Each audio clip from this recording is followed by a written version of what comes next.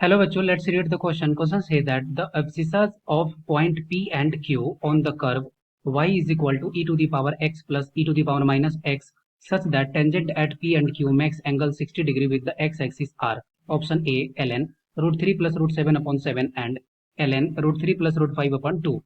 Second option ln root 3 plus root 7 upon 2. Option C root 7 minus root 3 upon 2.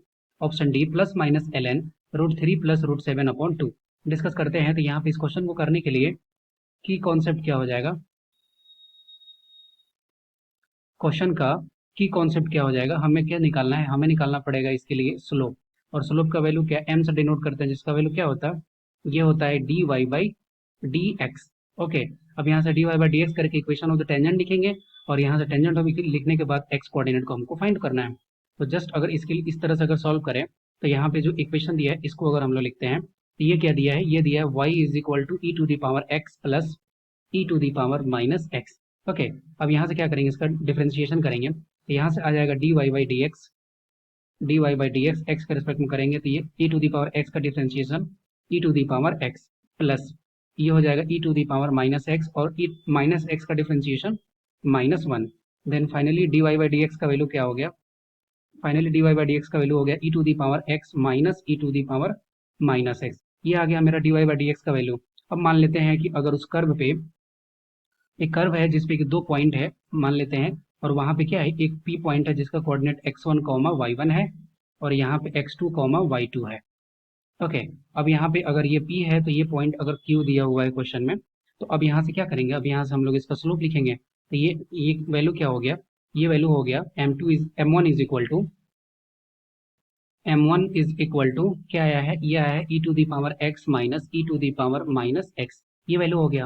अब m1 का value question में दिया हुआ है कि 60 डिग्री एक्स एक्सिस के साथ बनाता है, तो tan 60 का वैल्यू क्या होता है, ये होता है √3 and this is equal to E to the power. अब ये x जो है अगर इसे पॉइंट से पास कर रहा है तो ये क्या हो जाएगा, ये हो जाएगा E to the power x1 minus E to the power minus x1। Okay, ये वैल्यू आया। अब हम लोग अगर इसको सॉल्व करें तो ये हो जाएगा √3 and this equal to E to the power x1 और यहाँ पे ये हो जाएगा -1 upon E to the power x1।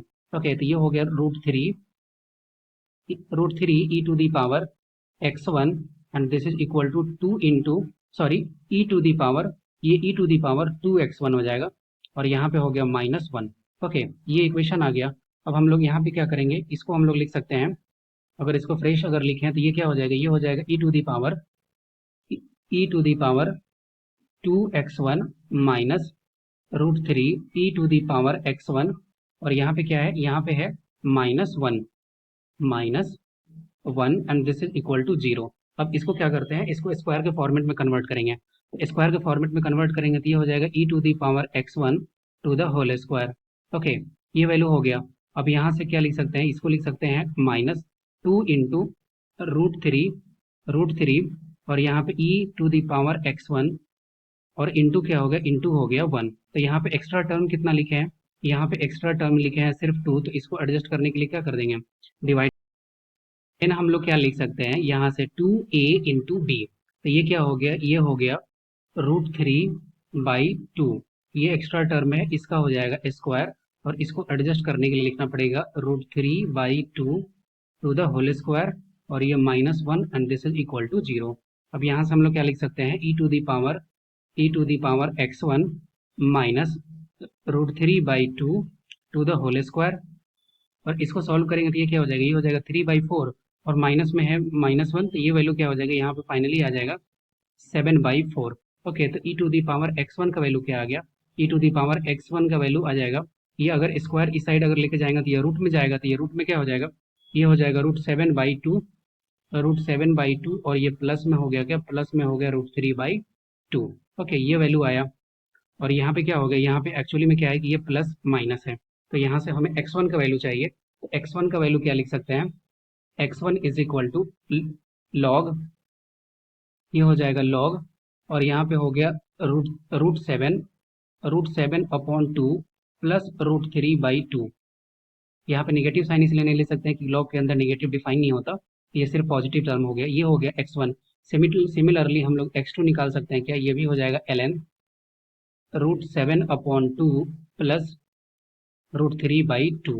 Okay, तो ये वैल्यू आ गया। तो अब हम लोग क्या लिख सकते हैं यहाँ से, x1 x2 का कोऑर्डिनेट आ गया। तो हमसे यही इस क्वेश्चन में पूछ रहा था कि हमें सिर्फ x कोऑर्डिनेट फाइंड आउट करना था। तो ये वैल्यू क्या हो जाएगा, ये वैल्यू हो जाएगा यहाँ से हमारा, कौन सा ऑप्शन सही हो जाएगा, option B, ln √3/2 plus √7/2। Option B is the right answer of this question. I hope you will be understood it well. Best of luck, thank you.